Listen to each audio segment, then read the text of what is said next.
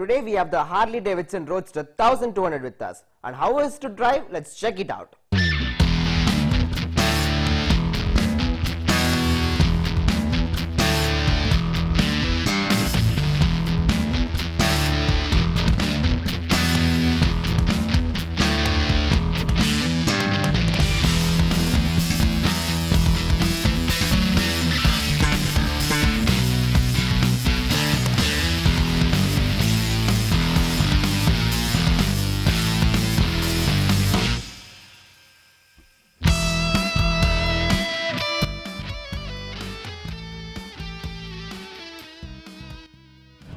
So the heart of this machine happens to be a 1202cc 4-stroke air-cooled 2-cylinder motor which produces 97 Nm of torque. And I have to say that this bike is very torquey in nature and the motor feels very punchy to drive.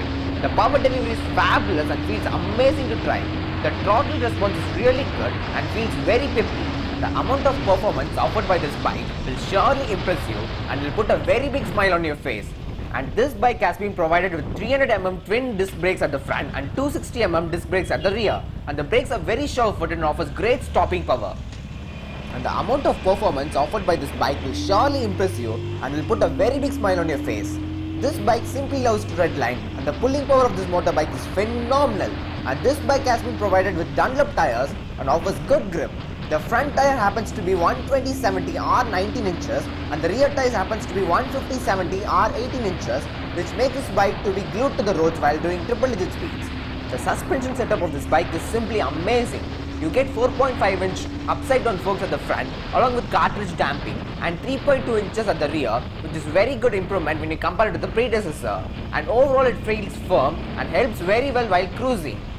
And this bike gets a 5-speed manual transmission, but the clutch is on the heaviest side, which makes it hassle to operate in the city traffic, and you need to work on the gears to get going. And also there's a lot of vibration at idle, but it smoothens out at high revs. But overall the bike is very typical of what you can expect from an Harley. And this bike produces close to 70 bhp and the performance is simply amazing. Right in front of me is the Yamaha YZF R3, which is a very good 320cc machine, but in terms of outright acceleration and performance, that Yamaha's 320cc machine simply cannot match this 1202cc Harley. And the grunt from this motor is absolutely stunning, and the gear ratios are perfectly matched out, which helps the bike to be pushed harder and faster without any strain from this motor. And this bike has typical DNA of what you could expect from a Harley. And I'm definitely impressed on the way this bike drives and has put a very big smile on my face. This bike actually feels a bit difficult to handle in city traffic conditions since the clutch is on the heaviest side and you need to work a bit on the gears in order to get going. And once again I definitely have to say that the throttle is very responsive and you can get an immediate surge of power when you accelerate it. And the ground clearance of this bike happens to be 150mm, which is considerably good, and you don't need to worry about the speed breakers of our Indian roads. And also the brakes are very sure-footed and offers great stopping power. And the handlebars are set low, which makes you lean a bit forward and helps in changing directions very quickly. Let us hear the exhaust note of this bike.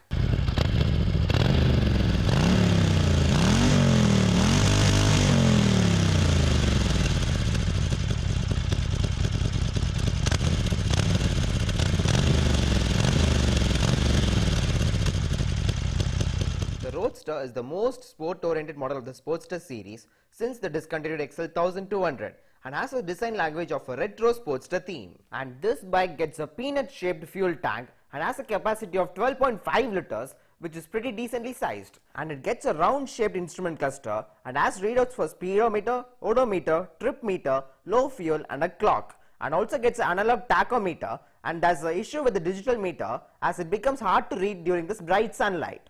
This bike gets a 300mm twin disc brakes along with cartridge system at the front and a 260mm disc brakes at the rear. The seat feels extremely comfortable and the attention to detail given on the stitching is really amazing, and it really holds the rider firm and prevents sliding while pushing it harder. However, the pillion seat isn't that comfortable as it is designed in a sloping manner.